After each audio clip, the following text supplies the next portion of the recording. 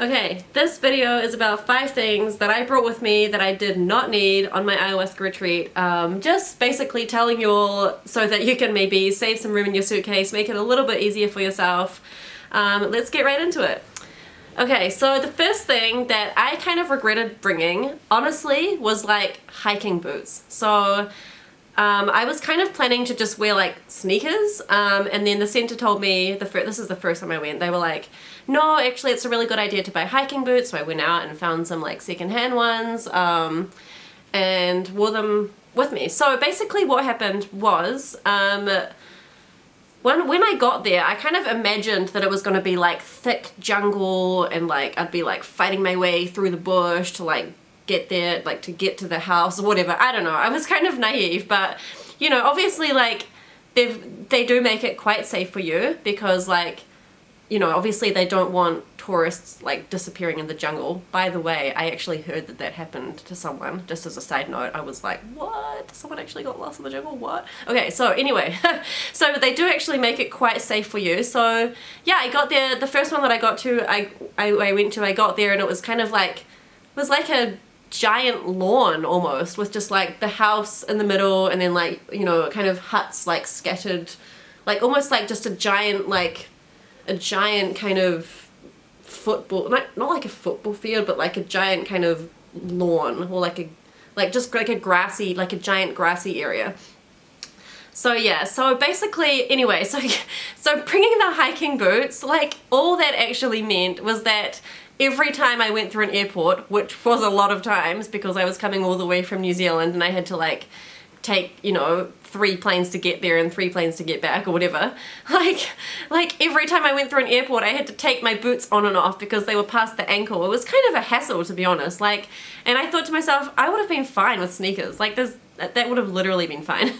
So yeah, I think honestly don't bother with hiking boots, just wear sneakers. The other place that I went to as well was also like, you know, it was kind of not in like thick jungle and I also would have been fine with sneakers. So yeah, just save yourself the hassle.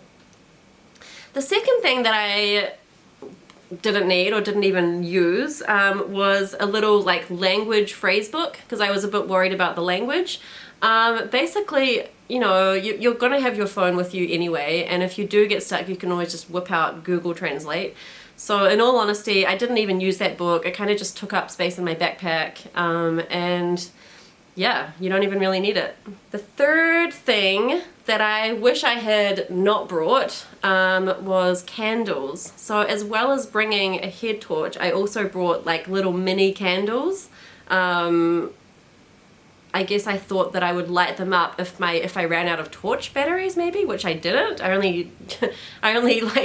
didn't use, you know, I didn't actually run out of them at all. And I had like, you know, 4 spare batteries anyway. What ended up happening with the candles was that basically the place in Peru that I was staying was that, you know, it was like a hut with like kind of mosquito netting. But what ended up happening was I lighted my candles just to like, you know, keep it light. I didn't want to leave my torch battery on all night because I didn't want my batteries to die, so I lit the candles. But then all these tiny little bugs started flying in through the mosquito netting somehow, and my hut just got filled with tiny little bugs. And basically they were just attracted to the candles. It was like, so they were just kind of like swarming on the candles and just kind of swarming everywhere. So yeah, do yourself a favor and don't bother bringing candles. Just get used to the dark.